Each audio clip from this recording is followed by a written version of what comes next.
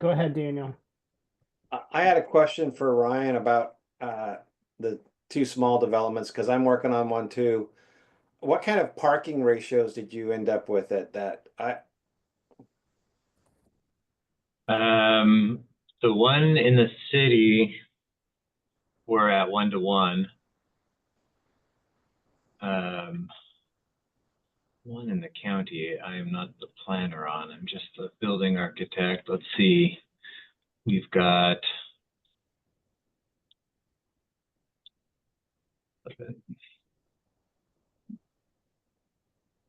30 spaces. So 18. yeah. All right. Yeah, I'm working on one that's 0.9 acres and we're putting 18 units in it and uh, parking is the issue. We since we're in the county, we feel like we have to be at least 1.6 since there's no mass transit, bus lines are not great out there. Thank you. Go back to those questions again real quick, Elizabeth, to refresh our memories. Um, Oh. Again, yeah, sorry, go ahead. I was just going to say again, with the framework of how can things be refined?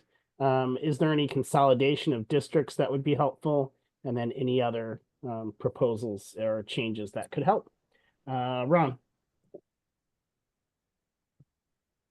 Yeah, thanks. I think to Eric's point earlier, the idea of consolidating districts doesn't really help a lot until you understand the minimums that you're going to be imposing on the parcels of land. The other thing is, I just want to be clear, we're doing this work, but are we only talking right now about that sliver of the sliver that was in the beginning of the presentation? Or are we talking about policy that is going to be in all of the urban growth boundaries throughout the county? Yeah, I Because can it clarify. feels like we're really in a very narrow position if we're only talking about the sliver of the sliver. Yeah, what we're talking about, sure, sorry, we're just forgot to mention this context. So we're still focusing on the Vancouver urban growth area, not other parts of the county. And just the sliver that is urban high, which is what designation, which is the medium and high density R zones that are currently R12 through R43.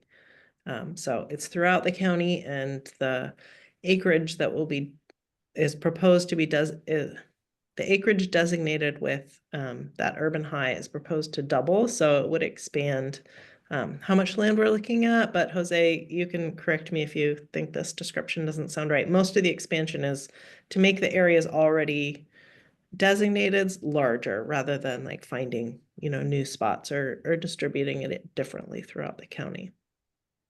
And we have to throw out the areas that have already been platted as single family, and we need to discuss the idea, I think back to what Eric said earlier, that parcels that are below 2.5 acres are probably very problematic to develop. So I guess I'm kind of interested as we put this together from Jose, like how many acres are we really talking about for effecting change on this?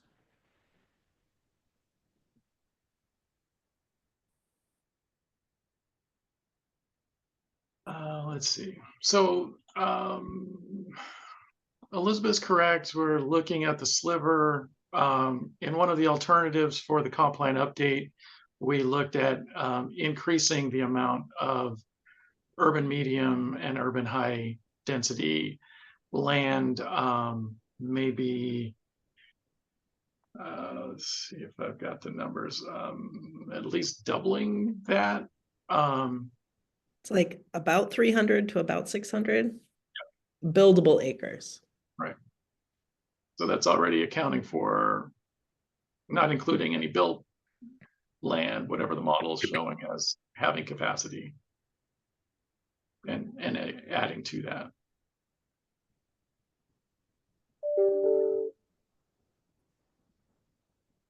Okay, well then I guess what what I'm thinking on that then is the idea of, it feels like to consolidate the zoning districts, you're going to need some pretty big range swings between minimum and maximum if you are consolidating those. And it feels like we should definitely be looking at alternative proposals for parcels under that 2.5 acre size limit, even though that is what's proposed. You can do some history stuff with the city of Vancouver and the county to see if the 2.5 is the right number, but it seems pretty darn close. And then height bonuses, I think that was really well discussed, and the idea that when you get up to a certain size and elevators come into play, how do you offset that cost? If we say in this, we're still wanting to go forward with that, then you have to have some way of offsetting that cost for the developer to take the proposed density bonus using height. Thank you, Ron. Any other thoughts on these questions? Sarah? Sorry, trying to get my camera working. So I realize I'm sort of a niche within this niche because I largely develop subsidized affordable housing. So I'm less subject to the market forces, other than I do sometimes charge market rents and then the subsidy goes to the tenant. But I'd hate to sort of carte blanche get rid of 2.5 acre lots. I regularly build 40 units on half an acre. Now I get parking variances, because that's critical. And I'm usually building on mass transit lines, so that's different too. So I'm not suggesting that 2.5 acres be some sort of a requirement as a minimum, but I'd hate for that to be left out of the equation, because for me, that's sort of a key piece. Also, with the sources of funds that I generally have to go for, I'd love to build 300 units, but there's not enough subsidy out there for me to do that in one go. So I'm generally looking for smaller lots. Thank you. Brian? Yeah, no, I would echo that, and I think that some of the conversation here is confirmed. And I think it may not work in all situations for all developers, but there does seem to still be some form of market for the sub 2.5 acre level, at least based by the development proposals we're seeing. In terms of consolidation, I mean, it's not a panacea. It's probably not the most effective tool. I think it can help a little bit in that. By having more flexibility, bigger allowed ranges, you force fewer rezones. You force fewer times to get a project built that somebody has to go through that process. And I think you also create opportunities for maybe a developer wanting to go to a slightly higher density that they can't currently do with a rezone. It's just not worth it to go through the rezone process. So maybe they take an option that's still economically viable, but might not have been their first choice at a lower density. So it's not a panacea, but I think consolidating and more flexibility of range, I think can help. And certainly in terms of an affordable height bonus, I don't know exactly how that would turn out. I think beyond just the density, which is what we talk about a lot, I think that finding ways to incent affordable housing, I think is critical in all sorts of ways. So anything we can do to do that, I think will help. Thank you, Brian. Eric, go ahead. So I had a question for Cirque on the cost per unit. So the stuff that they're building that is subsidized, do you know what the cost per unit is on it? And then I guess while he's thinking about that, I've got a kind of a follow-up. Eric, a quick answer for you, Eric. It depends on the sources of funds that I'm using and the population that I'm serving. So it's kind of hard for me to tell you a per unit cost, because it's the source of funds will drive it from a regulatory point of view, prevailing wage, Davis-Bacon, energy codes. The energy codes that I have to meet but because of this, the funds I use far exceed what anybody else is required to meet. So it's not an apples to apples comparison. Okay. So, and then to answer the minimum, the 2.5 acres, I think we should increase the maximum density allowed in all of them. Then that just solves that problem. But it becomes very difficult. Everyone wants to do more density if it's cost effective, because usually there's higher profits, it's market driven. But at a certain point, there's a break. And that break is where, you know what, the most I can get to get the parking that's demanded for the use in the area to fit in with the neighborhoods and to make sure that it's cost effective, giving the building codes and elevators and parking and all that. Maybe I can only get, 17 units per acre, and that's the maximum we can get on that size site in this location. Maybe it's slope challenges. So we don't want to take away tools. When we think about doing stuff, let's make the projects that aren't cost effective now, make these other ones like feasible, but let's not make more property infeasible by limiting the lower end as well, because we will. So the question right here, there are particular situations where minimum densities can be an obstacle. Absolutely. How can it be addressed? Don't change the minimum densities, just allow more flexibility in the upper end. The zoning districts, if we're making them all that high, it might as well just have one, and it's just super high density, and it's only going to be like feasible on some sites. And then, we talked about setbacks, lot coverages. There's some issues with, open space rec area that people mentioned.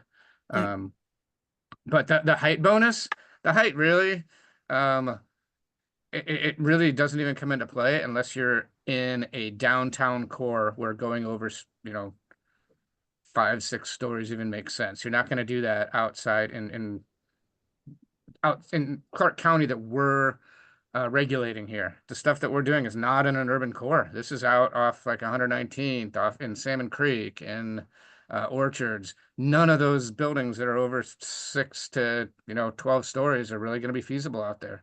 And they're not going to be able to fetch $3,000 to $4,000 a month rent from a unit, which is what normally happens on those things. You get it on the waterfront, but you're not going to get it in Orchards. Thanks, Eric. Ron? Yeah, I think I just needed to come back and kind of address what Cirque was saying about the 2.5 acre parcels. This was why I was trying to explore what land we were really talking about, as it is primarily Vancouver urban growth area. I think what we're doing, doesn't it also include though the Hazeldale Highway 99 corridor? So there are two kinds of different discussions going on where Eric was just talking about, where's the urban core where it makes sense? Well, close to the I-5, close to good transportation. I think there is a lot of validity to the idea of going tall. And you would probably not get waterfront prices, but you would get market rates for sure when you have those kinds of amenities at that end of that kind of density. So back to Cirque, I think the idea about looking at 2.5 acres was primarily I was looking at Vancouver urban growth area, not close to the city, not in the city of Vancouver. And the idea is then change, I think, for the context. Subsidies make a big difference. I've been mentioning the idea that the county's going to probably have to put some stuff on the table and offer it up to try and help with the cost of development.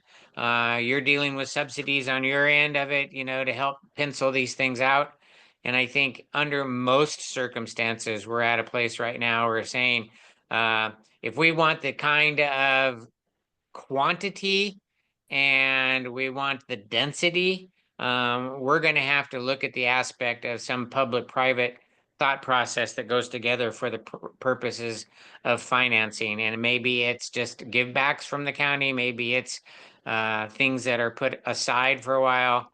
But I think if we really want to meet what the state is proposing, we're going to have a lot of work in front of us that way.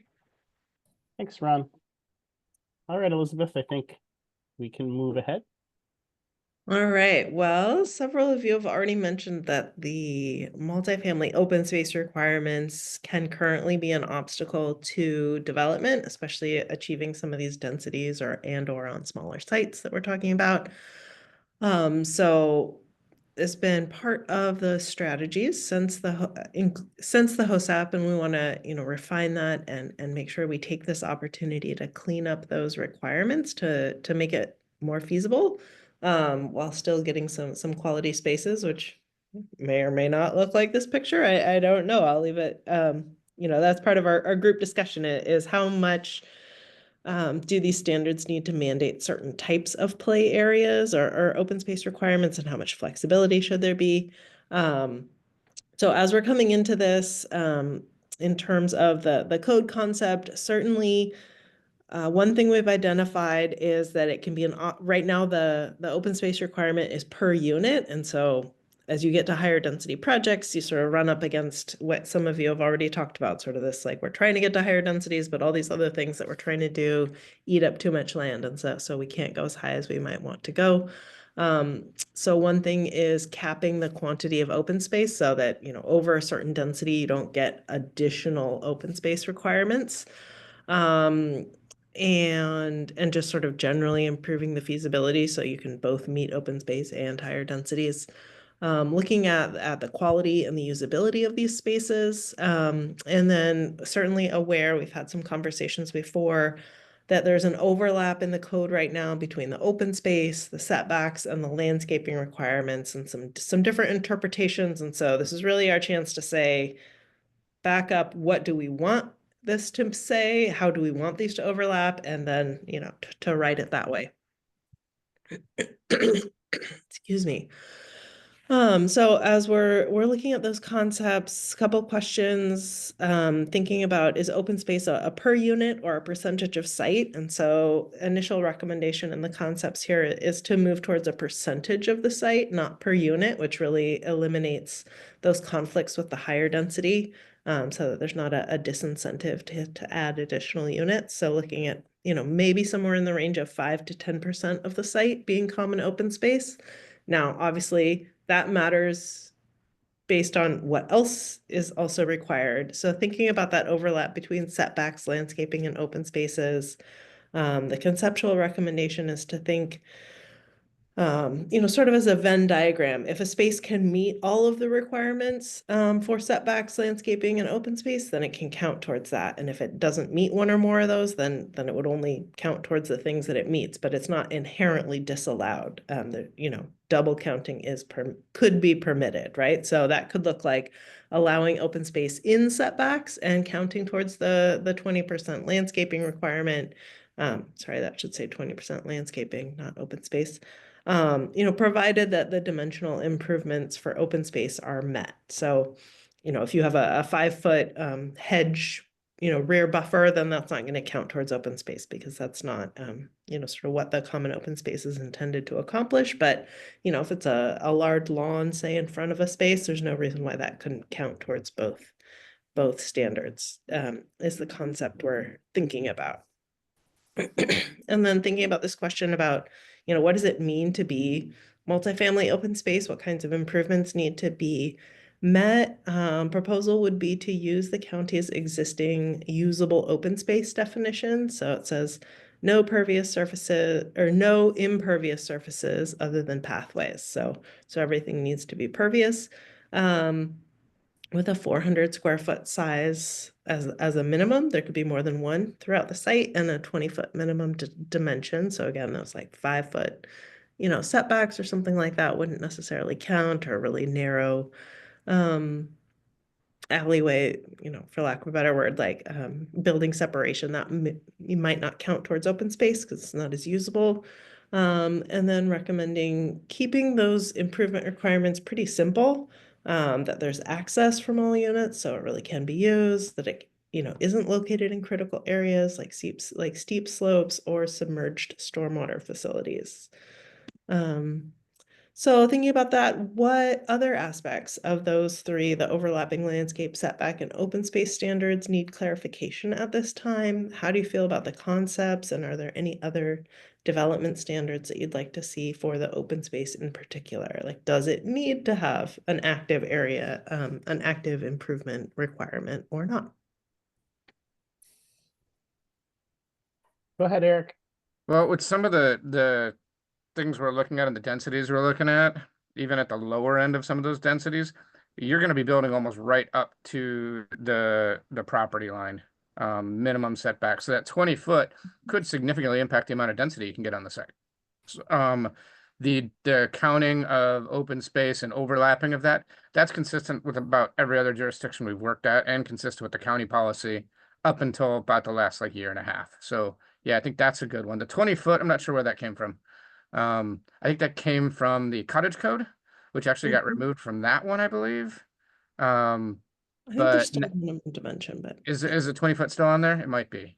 I can't I remember don't right now. remember if we moved it to 15, but I think there We is might a have. minimum dimension. Yeah. So again, that and those don't necessarily apply for, say, indoor open space, or if you're doing stuff like, I mean, we're looking towards Pearl District type development with these densities. If you're doing that, none of them have any outdoor recreation space at all. It's provided by the park system. It's provided off-site.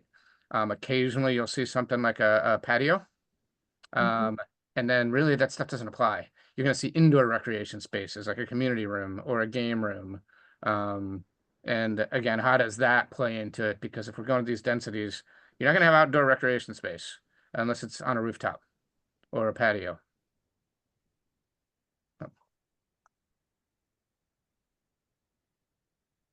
Thanks, Eric. Go ahead, Jack. Yeah, I think as I was just kind of thinking of like the clean water code and the water storage requirements, and like everything that in the densities and how we're trying to overlay all this stuff, it just it doesn't work. It just really stops making things feasible. And so I think you need to decide who you want to be.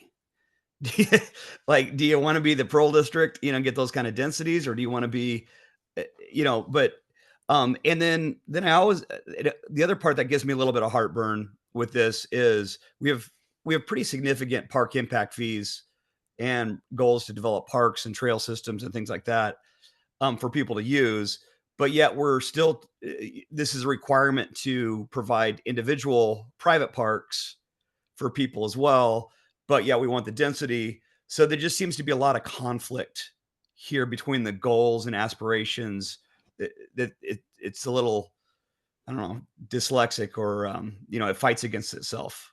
So I mean, that's kind of my take on this, where I think it needs to be really clean, because I mean, you're going to have you got to decide if you want to create the open space, if you want to create that stuff, but and then we got to look at the parking requirements and all that other stuff that then comes into play. So yeah. Thanks, Jack. Ron? I think to Jack's point, and following up what Eric was saying, this is an opportunity for the county to discuss which goal they want to drive towards most. If they're hoping for creating more affordability, hitting the 80% AMI or lower, perhaps it's a situation where open space is sacrificed to some degree for the purpose of doing that. It might be, an award basis or points for that coming in. The other thing that has been part of the discussion in the past is location. It's relative reference to where there are schools, where the open space is there in the form of school opportunities, parks. I think trading what you're going to be discussing next in the form of parking and open space could very well be one of those potential discussions. Meet one or the other with the thought process of the 80% AMI. I think what I'm hearing pretty consistently, though, is for the most part, if you want the space utilized to the best of abilities, we have to give the developers some opportunity to say they're picking off of a menu and not expected to do everything. And I think the county is going to have to come forward with more direction towards the idea of a priority system on the goals that they want to meet. Thank you, Ron. Other thoughts on multifamily open space requirements? I'm not seeing any, Elizabeth. Yeah, and I'll just say, I did do some research, aka poking around on MRSC, to look at other cities, and it is all over the map, right? I do not think there is a single sort of best practice identified. And so, to some of the points being raised, like it really is up to the county to set some priorities. And, my recommendations throughout this is to make it a little narrower and a little more feasible to incorporate onto the site so that it's less of an obstacle, but it could certainly be pushed further in one direction or the other. I guess I just, while we have all your brilliant minds here, I'd flip it around just quickly and think, are there examples of projects that you have put in recreation or open space amenities that you think really have added to the quality of a project? And is there any way that the regulations could better support that kind of a thing? And certainly also understanding that those designs aren't always driven. You don't, how am I trying to say this? Sorry, not my best day today. But just understanding that you can't always legislate for good design, right? So, but if you have any examples of really successful things that you think we should consider, I'd love to hear. Yeah, we've got a bunch of garden style apartments we've done off of 119th, 179th, kind of all over Clark County, and they exceed the county's requirements for landscape and rec because they want to. They're trying to market their property, they're trying to rent it out, they're trying to, create they're trying to compete in the marketplace. So it happens by nature. Where it's regulated, sometimes it's forced into spaces where it's not appropriate, and you're not even counting. We're putting it into the landscape area, and it is useful landscape area. If it's required and they have to just kind of, solve this puzzle, then you end up not getting some of these recreation spaces that are in demand. And we just try to meet the accounting practices and try to, check the boxes where we can to meet the code requirements. That's easier when you have a little more land. If you're doing something like an infill project and you're taking up all the setbacks, we might be at a different price point. It might be that people want it, it's great, but then they couldn't afford to live there. So instead, it's in areas that have good park systems. It's areas that are walkable. You look at downtown Vancouver, even the waterfront, a lot of those areas have zero outdoor recreation space, but there's recreation space in the community in the area. So they're different products, and one doesn't cover all of them.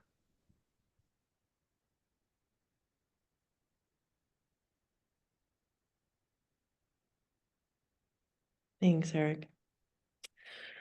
All right. Well, another big piece of the puzzle that you all smart folks have hit on already is parking, right? There's no way to get away from parking.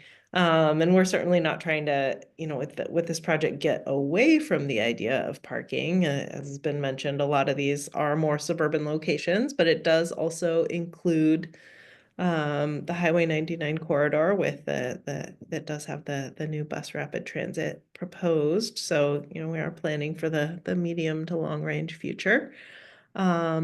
Looking at the parking reductions, I think the goal is to add as much flexibility here as possible to the county's minimum parking requirements. That's not to say that it changes whatever parking ratios you may choose to put on a particular site based on, where exactly it's located and what the the particular target demographic is and their needs are going to be for that project. But in terms of the county regulations, looking to add some more flexibility to what's already in the code. Right now, it's 1.5 spaces per unit, any size, anywhere, any unit. And so the first piece of this strategy is really clear. It comes from the state to lower some minimums for multifamily that's served by transit. You know, as we've discussed, this isn't the most broadly applicable for the county. There's a very specific categories, right, of some market rate multifamily that's served by a certain frequency of transit, affordable multifamily served by a different frequency, and then multifamily for seniors and people with disabilities. So some different ratios there, moving to 0.5 spaces for a studio and then only 1 per bedroom. So that would be lower than the, you know, you're all good at math. That would be lower than the county's current requirement for a 1 bedroom, but higher, you know, if we followed the state to apply a 2 space per bedroom requirement, which could further discourage larger apartment units. You know, if you only have to put in 0.75 spaces for a studio, you could get, you know, a lot more studios in, particularly with the higher densities being proposed. So we know that we need to do this part of the code. The question that we're also looking at is, as we're broadly trying to encourage multifamily feasibility, what other opportunities are there for additional reductions in the code for multifamily parking minimums? So some of the things that we've thought about is to reduce some of these, the state mandated requirements, to reduce them further, sticking within some of the same categories. So things like any project that's affordable or senior multifamily, that they could be reduced regardless of whether there's transit, meeting the state definition of frequency. For those other categories, the market rate or affordable that does have transit frequency, does it make sense to apply that 1 space per bedroom, which could result in, you know, additional spaces for larger units, or to just cap that at 1 space for all units?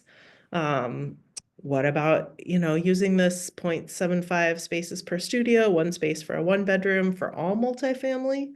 So any small unit anywhere could get a lower parking ratio to replace that 1.5 ratio. Or maybe we could even look at reducing multifamily ratios to a straight 1 space per unit for all projects, not just the state mandated categories. That would bring it in line with the middle housing minimum parking ratios that are all 1 space per unit. So, you know, does that make sense for parity? We understand, you know, again, this is about the county minimums. This is not about the perfect parking ratio that is going to be the right size for every site, but just about reducing the minimum so that they get out of the way of those sites that can take advantage of it. So open to your ideas. Oops. Great. This is our discussion slide. So are there specific ones of these that would help? All right. Brian suggested could lower or eliminate, this is open space requirement for small projects or for any project near to a school or park with open space. So I'll just note that on the side. And then I thought Daniel had his hand up, but maybe your comment has passed. Other thoughts on parking reductions? Sir. I just had a question around the state mandates. I thought they had reduced them. Instead of 1 per bedroom, it was 1 per unit. I can take another look at the link. I was just trying to dig that up on Google while we talked about it. I'll keep looking. Okay, thanks for checking. Sir, go right ahead. So just a quick question. Again, I realize I'm a niche within a niche. But most of what I build, I actually have, and this has been mostly within the city, but from the state level, I have no parking requirements. I'm building for chronically homeless individuals and/or I'm building for seniors. I actually have no parking requirements. I do put parking in. I'm not subject to the same market forces as some of my peers here, but I do still need to provide some parking spaces, both for staffing and for the few folks that may own a car. So I just want to make sure that I'd still be allowed to have some sort of either the state trumps when I'm targeting specific population, or that there's some carve out for the type of housing I'm putting in. And again, I'm usually along transit corridors. It's not like I'm going to put housing out somewhere without transit and then not have parking. Go ahead, Thank- Ryan. This is probably a comment that Brian would make if he wanted to, but I know when the city was going through this, when they were updating their housing codes, you know, the philosophy change that they had was, you know, that the market would frequently dictate higher parking requirements depending on the type of product people were providing. They just didn't want the city to be the one forcing it. And I thought that was a kind of a good perspective. You know, there's going to be a lot of projects out there. You know, even I think it was Dan that mentioned that they use 1.6. You know, just for leasability, the developer might try to might go with a higher parking ratio, but that would be a market-driven thing. It wouldn't be a county-driven thing, and I think that's the key point there. Thank you. Jack. Yeah, I think I'm trying to understand the philosophy, I guess the guiding principles of the parking requirements in general.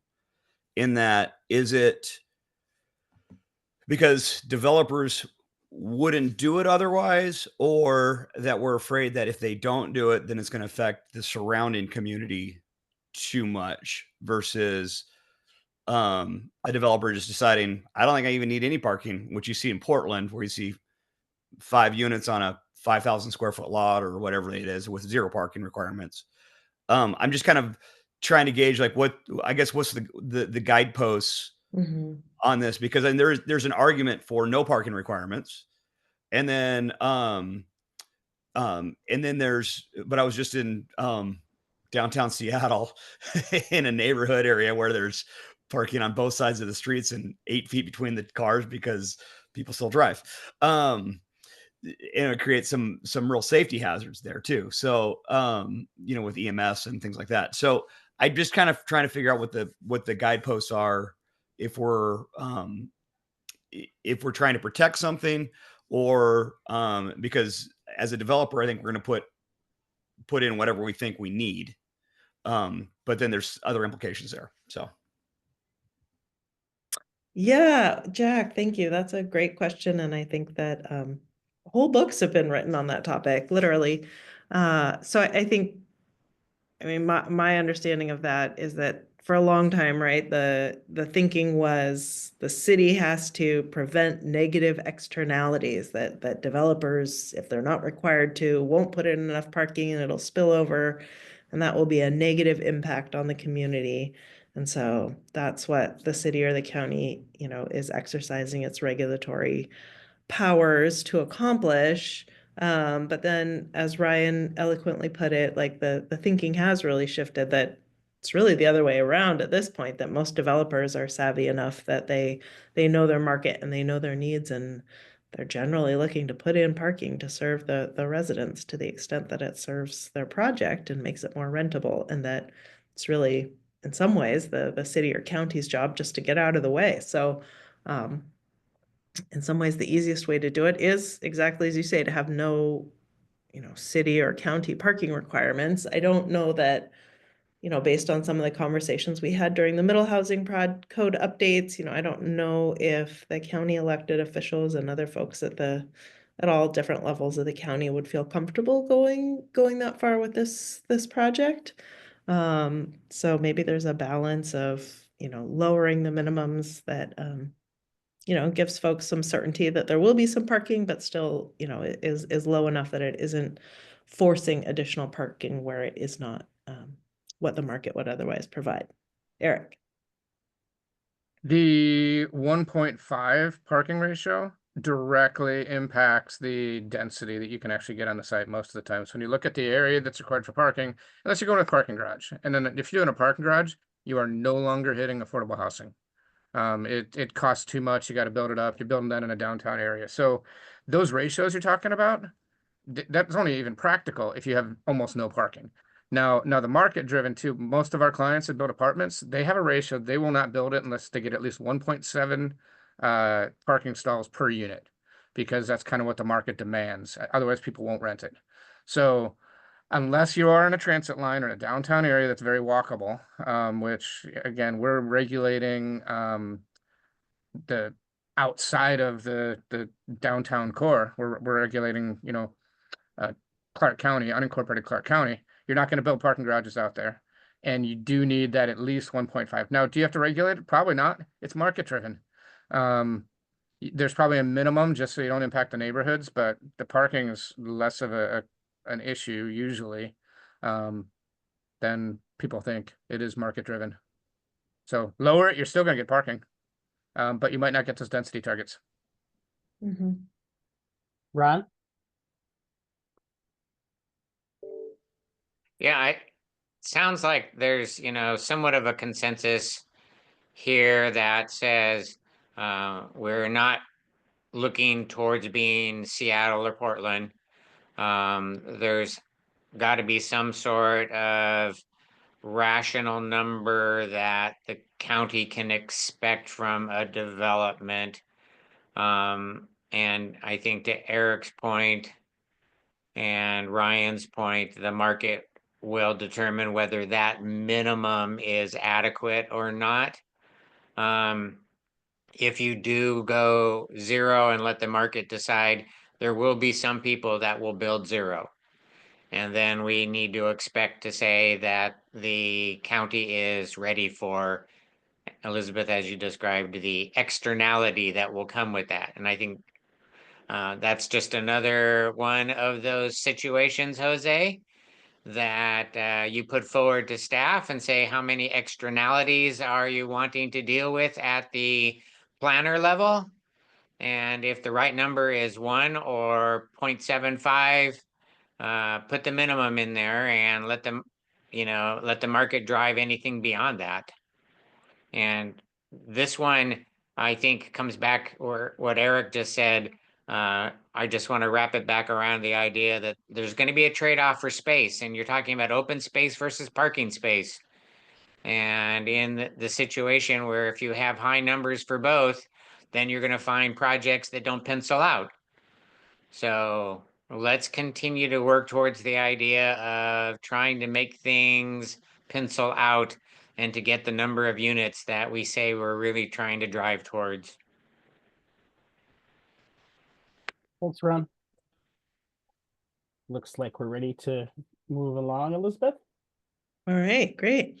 This is the last concept that we wanted to take some group focus before we hear your other feedback.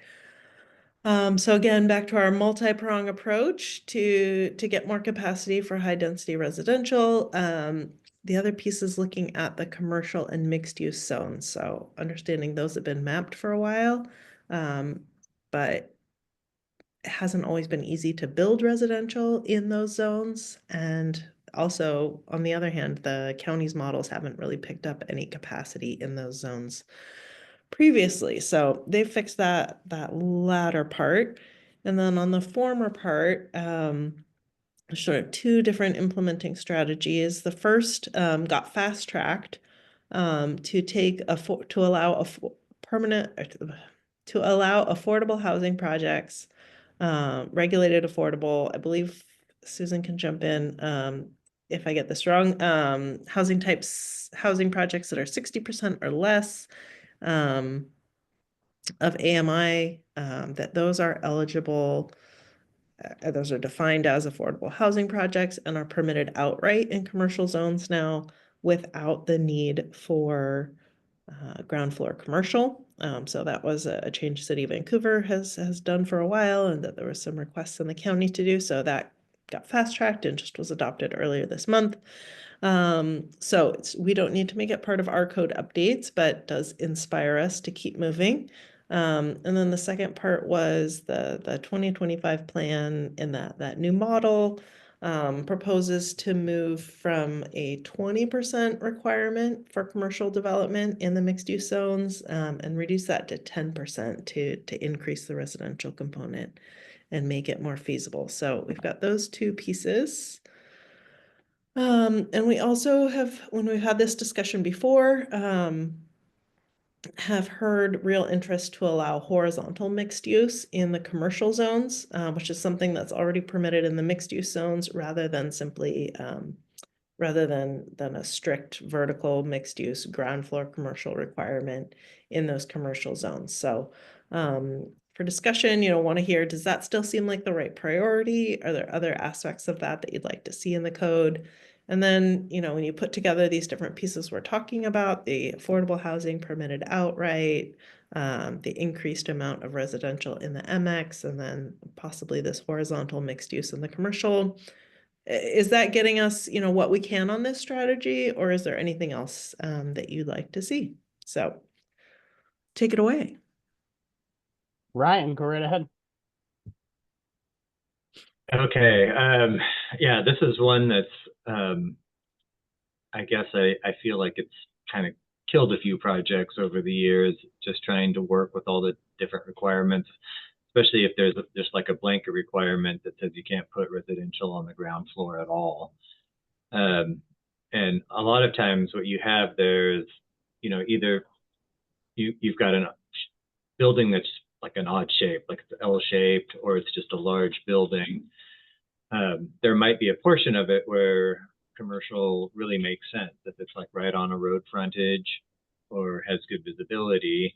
But, when you get to the, the bottom of the L or some other part of the building, there's no way that there's any viable commercial space in those locations. The other kind of complaint I've had about this is the way it's often interpreted. Like we've tried to design projects where, it was a large building and covered a big portion of the site. And we'd have a commercial component like on the frontage, but then like tuck under parking for the rest of it. But the way the county's interpreted that is if any of that parking is dedicated to the residential, it can't be on the ground floor either. So, when you're building a building that's covering the majority of the site, where you're trying to get a really high FAR on it, that just ends up being really constricting as to what you can do on the ground floor. So I guess I would recommend loosening some of those strategies. Thank you, Ryan. Go ahead, Jack. Yeah, it seems to me in something like this that it would just make more sense to be, if it's a percentage of commercial that you need, like say you want 10% of your square footage to be commercial. That way, if somebody wanted to do something that maybe almost like a townhome building, that would be their commercial portion, and then the other portions maybe even separated a little bit. But just give the developer the maximum flexibility of that, of just to kind of meet if the goal is just, hey, we want a certain percentage to be commercial space, well, let's just make that percentage of commercial space versus dictating on how that's reached would be kind of my thinking. But I think, Ryan would have much better input on how that would play out for him. Thank you, Jack. Ron asked Elizabeth if horizontal means separate structures. It can. I don't know if it would need to be. I think the idea is just that it doesn't have to be stacked one on top of each other. I normally see horizontal as separate structures, but it could be, say, like they could share a common wall.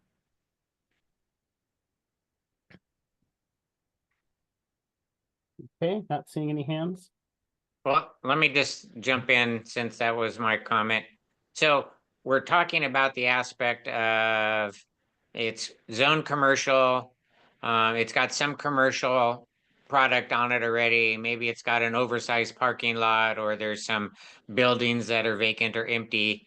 The aspect of redevelopment for residential purposes. So separate structures could be allowed, is what I'm hearing us say right now. Yeah. Okay. So the idea of what Ryan was saying, of the L-shaped building where potentially some of it could become residential is one idea. Also, the idea that it doesn't matter what particular floor the residential starts on is also would be now okay.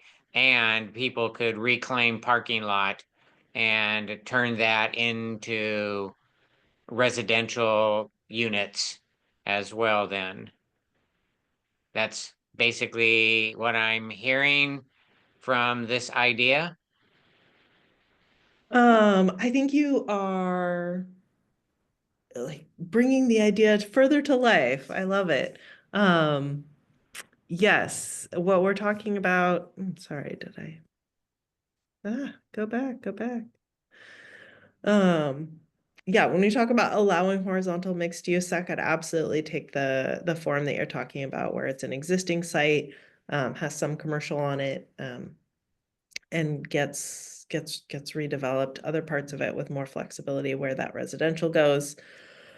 But also thinking about this for a new development that you know, maybe the whole site doesn't come forward with vertical mixed use, that the site gets divided up, and you know, maybe just a portion along the street is developed as a standalone commercial with a newer residential in the back. So it could be both redevelopment and new. Eric, go ahead.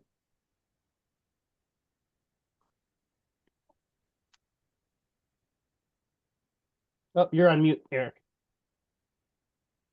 Okay, one of the biggest challenges we've seen with the mixed use is a lot of times it's just in the wrong location. It was like years ago, we were looking for more jobs land, and that was a big focus.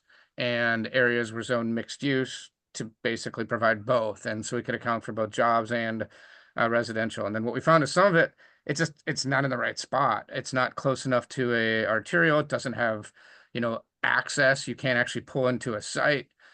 Because of access limitations and right in, right out. So it doesn't have a viable commercial use. So again, these sites get challenging, and they're more suited sometimes for residential and or multifamily, and they tend to be good multifamily sites. So if you have to do it on the ground floor, but there's no real good access from an arterial, and you have to, you know, drive through a neighborhood to get to it, it's really not mixed use. It's more multifamily. So we might want to just kind of change some, or I like the horizontal mixed use where you might be able to do some in the buildings that do have visibility, and you know, do multifamily behind it. Thanks, Eric. Brian, go ahead. I mean, I think if there's if there's some way to recognize those more difficult sites, then both the share of non-residential that's required and the placement of it should be a little more flexible. I think that makes sense.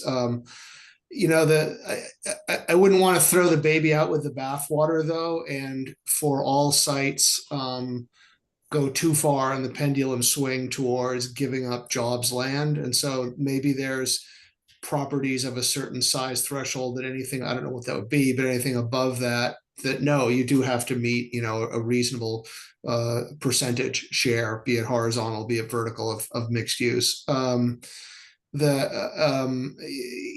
instance, going to 10%, I mean, my understanding is the data has only showed recently that 20% has been shown as viable. So if or is appearing in the development record. So going to 10 may, you know, I don't know how much more we get realistically. Also, I don't know the unincorporated well enough to name a particular site, but it's possible there are some corridors, smaller streets, smaller arterials where it is or could be a really viable pedestrian environment. I'm not sure Highway 99 would meet this, but maybe parts do that I'm just not thinking of, where you do want a little more effort to have some first floor non-residential, but absent of those particular sites that are or could form a good pedestrian environment, I think more flexibility is warranted. Thank you, Brian. Not seeing any more hands, Elizabeth. All right. Well, thank you all. The last Oh. piece. Oh, Oh, sorry, go ahead. great. The last piece we just wanted to pull out to flag for discussion and for you all as folks that are working in this code and on these issues day to day. This is on the very last page of the appendix. So I wanted to make sure that we caught it, that, we are listening and we have heard that there have been some code clarifications needed to the phase 1 middle housing code work. So we're keeping track of those as we go through so that we can also propose some amendments there. So the first piece is that in the R1 zones, the density is used a little differently in those zones. And so we reduced the minimum average lot sizes, but there's some very large maximum average lot sizes that are also specified in those R1 zones. We didn't really look at those. I'll take responsibility for that. I didn't really pay attention to that and how that affected development, but those are sort of the tool in R1 that affect minimum densities. And so we want to take another look at those and just scale them to better fit with the minimum average lot sizes that are now approved. So we're keeping an eye on, we're tracking that one.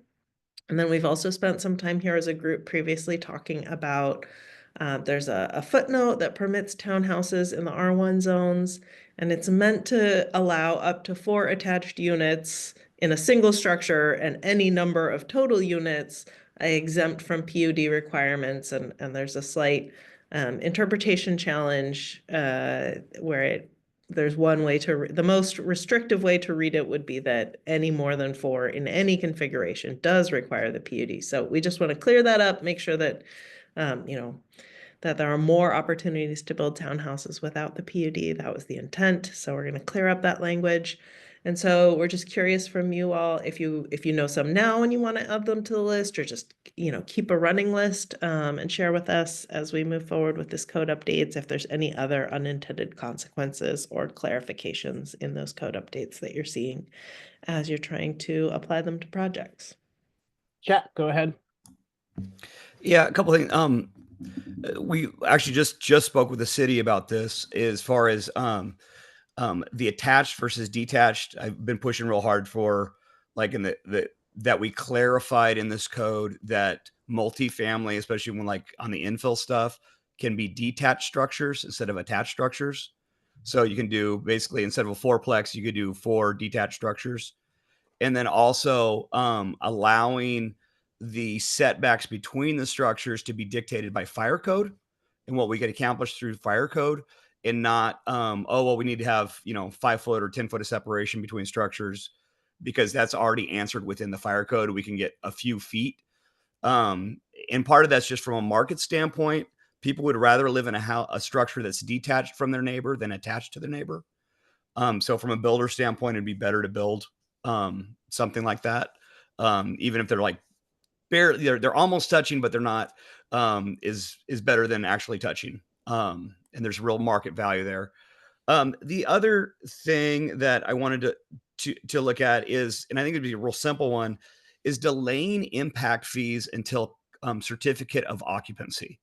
When we're talking about affordability, we talk about especially, well, the impact is definitely magnified when we get to these large projects, but whether you're doing affordable housing or not, you're having to come up with sometimes millions of dollars in impact fees, and then front loading all of those costs over an 18-month, build cycle.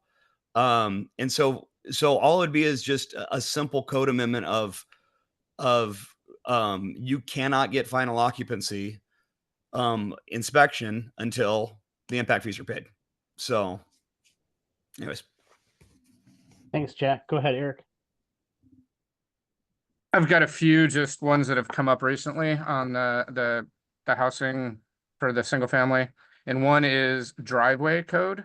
So for say you're building a duplex or a triplex on a lot, and it's on a shared driveway, and the shared driveway is only allowed to access 4. I think the interpretation, even though the code's not clear, is that you can access 4 lots per driveway, not 4 units. So there's kind of a little fuzzy area there. And I think the county's made an interpretation, but we might want to codify it, saying it's the lots, not the number of units. So otherwise, it basically prevents you from being able to do duplexes or triplexes or ADUs on any lot that may be served by a shared driveway. And then also we tried to do a compact lot or a townhouse project, a townhouse especially, in the Highway 99 corridor standards, and the Highway 99 standards directly are inconsistent with the housing code, the middle housing code. It's really restrictive. So you basically cannot do that type of housing at all in the Highway 99 and make it cost effective because of those conflicts. So we might want to take a look at those and remove them from the Highway 99.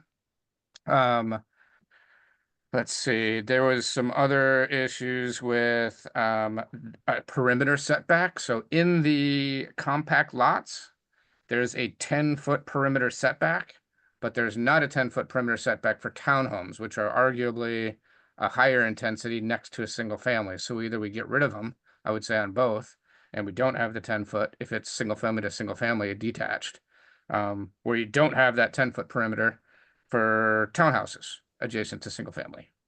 I think that was just an oversight. I have a code section 40.260.225. The triplex examples are actually shown as detached on the figures. So that might just be a clarification. And then there's a few other little things. I can try to like put these in an email or something, because I've just kept notes of them as things have come up on projects. Most of them we've been able to resolve because it's mostly common sense, but sometimes it comes up and someone just takes the literal meaning of it and it doesn't necessarily work. So could be worth changing and updating. Thanks, Eric. Great. Daniel. So I just wanted to follow up with something that Jack said about the impact fees be able to be deferred. There's code already to allow that. We just did it for a project. You can each builder or a developer can do 20 at a time.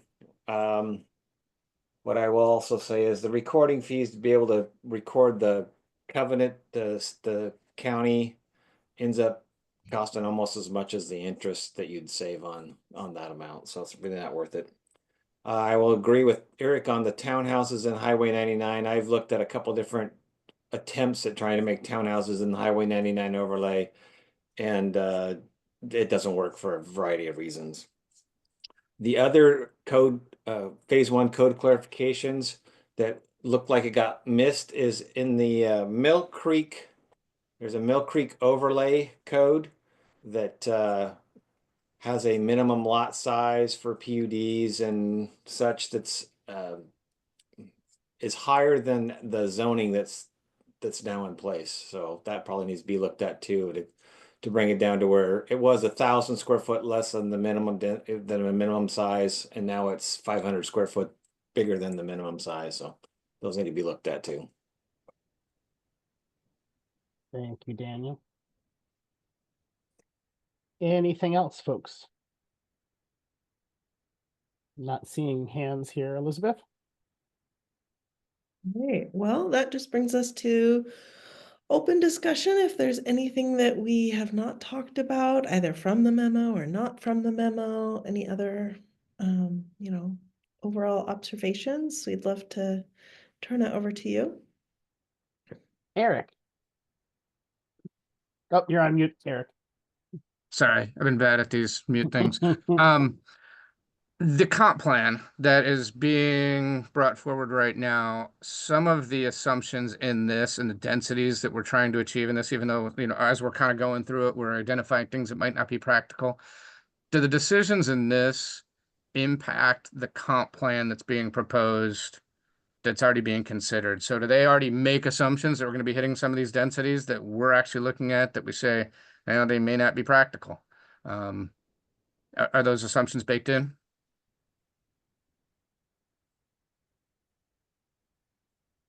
Looking at So people. one of the alternatives includes the same assumptions. And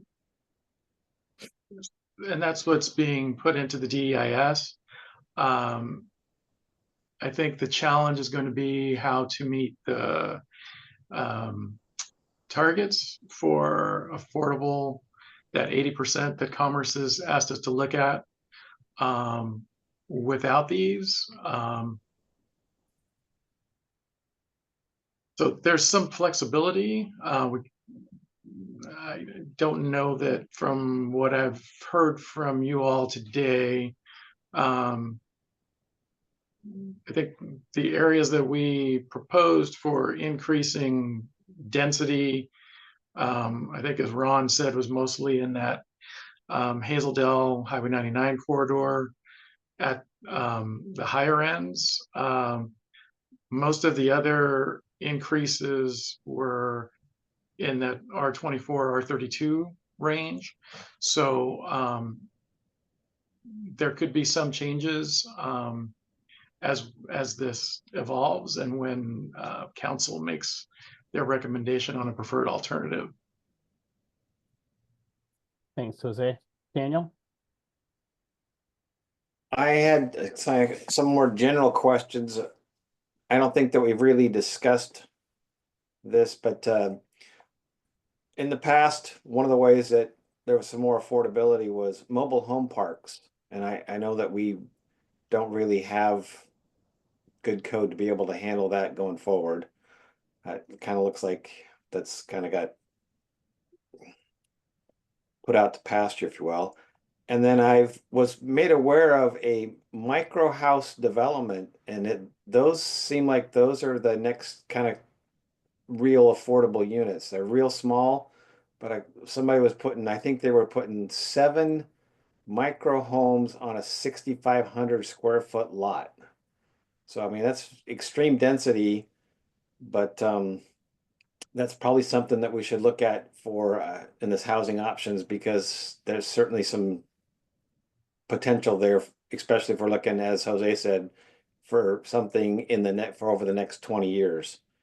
So I just wanted to kind of throw those two out there. And then I know that people are using RV parks for affordable housing. You know, there's, I think the code says that they can't stay in there for more than 180 days, but we should probably look at also being able to, how do we put RV parks right now? I think it's only can go in certain commercial areas, but it's certainly something that we should probably look at it. Maybe that we expand it, some of this mixed use, or maybe in multifamily or commercial, expand the commercial. So I just wanted to throw those out there. The discussion was how do we create more opportunities for affordability, and I don't know if those really have been discussed. Daniel, do you know how big those micro homes were? They were only like, I know the square footage, it was like 280 square feet. So what were they? They were like 40 feet long, so. Okay, thanks. I mean, they were like big RV park unit type stuff, 36, 40 feet, 8 feet wide. Okay. Elizabeth or Jose, any comments on the mobile home parks, or if and how that's being considered? I would just say from a code we have, you'll be so glad to know your jobs never end here. We've added on a phase 3 in discussion with the county, and the manufactured home parks have been getting some discussion at the county level. So there are some strategies in the HOSAP around manufactured home parks, and we're moving them into a phase 3 to come after this. I don't know, Jose, if there's been any discussion how that could be part of the comp plan strategies. I think we've gotten some interest from existing mobile home park owners that are looking for some code or overlay similar to what the city's embarking on to sort of protect existing mobile home parks. I think we need to look at, so I think there's interest in the county doing something similar. So we're following what the city's doing. I think overall, looking at where some of the mobile home parks that currently exist are situated relative to some of the investments in high capacity transit. I know in that Highway 99 area, there's probably at least 3 different mobile home parks. Don't know if that's the most effective use of the land looking at that long term, but there's definitely some affordability in housing prices that are provided through those mobile home parks. And so making that change is going to be difficult over the long term. But yeah, it's on our radar. Great. Brian. Yeah, we're attempting to develop a mobile home park zone that basically would allow to apply to the existing parks, allow mobile homes and a few other uses, but also give the park owners a way of making a case that it's not financially feasible, and that if to request a rezone. We'll see how that goes. I had a question before, it came up earlier, and I guess I just wanted to probe a little bit. It was really, Daniel, you had mentioned when you had talked at the start of this meeting about how for your multifamily developments, you like to see walkability as an indicator of sort of, I guess, long-term quality of the area. I forget how you said it. So I just wanted to get a sense from you of what particular aspects of walkability, what things do you want your residents at where you're considering multifamily development to be able to walk to, and how close should they be? Convenience stores are the number one thing, but I mean, just also having some restaurants and some other, services close by to, we'd like to see that people don't feel like they have to jump in a car for everything. And is that Okay. a quarter mile or? Yeah, well, I mean, that people are not real good about doing long distances, so the closer the better. Yes, Steve. Okay. Sir. Real quick, just for some context, because we haven't thrown it out there, but when we're talking about trying to hit, affordability at 80% of AMI, just so for everybody here, right now the HUD rent levels at 80% AMI are like $2,100 in round number, $2,100 for a 2-bedroom, $2,500 a month for a 3-bedroom, and almost $2,800 a month for a 4-bedroom. Those meet the 80% requirements. In most places, that's market rent. So hitting the 80% affordability threshold is not going to be the biggest challenge in the world. All right. Thank you, sir. Any other topics for today? No, not from me. Thank you all. Yeah, I guess with that then, if there's nothing else, thanks everyone for taking the time today and the time outside of this meeting to look through the memo and provide such helpful comments, and happy holidays to everyone. You too. Thank you. You too. Thanks. Thanks all.